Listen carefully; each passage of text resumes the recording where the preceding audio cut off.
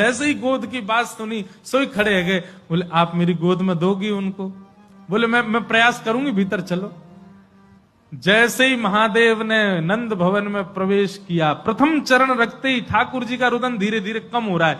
जैसे जैसे महादेव समीप जाए ठाकुर जी का रुदन धीरे धीरे कम होता जा रहा है। यशोदा मैया बोली हाँ ठीक है रो, ठीक है रो, ठीक। सुनो बाबा देखे वापिस चलो जा, ठीक है को लाला तो। जैसे ही महादेव को कोई बाबा अब तो लाला सो गए बाहर, जैसे ही महादेव को बाहर किया ठाकुर जी फिर रोने लगे। यशोदा मैया समझ गई या जोगी नहीं कछु कियो या लेके आओ भीतर। महादेव सामने आकर के खड़े हो गए। मैया गोद में लेके बैठी है, ऊपर से छुपा रखे हैं ठाकुर जी और नेकी दिखा रही। बाबा देख लेते कि यहीं। बोले मैया ऐसा मत करो, हम बहुत दूर, हम कुछ नहीं कहेंगे आपके लाला को। बोले कहां करूं? बोले पलना में लिटा दो, दूर खड़ी है, जाओ हम देख लेंगे हमें क्या करना।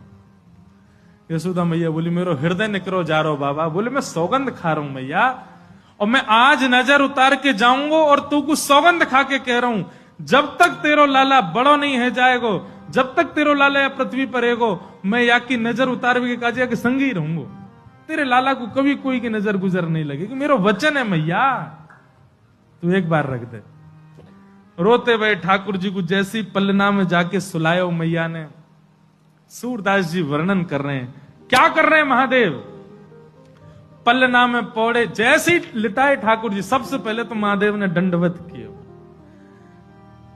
यशोदा मैया कह रही बाबा तू तो ऐसे दंडवत करे जैसे कोई परमात्मा है। बोले मैया तू कहा जाने, तेरी गोद में कौन खेल लो है। अपनी श्रृंगी निकाल करके मुख से लगा करके जैसे ही स्वर प्रकट किया, आहा वह स्वर को सुनकर के नेक से गोपाल जी रोनो वोनो तो भूल गए, शांत है गए। सब गोपियां सब देख रही हैं ठाकुर जी को, और नेक से ठाकुर जी के रुदन को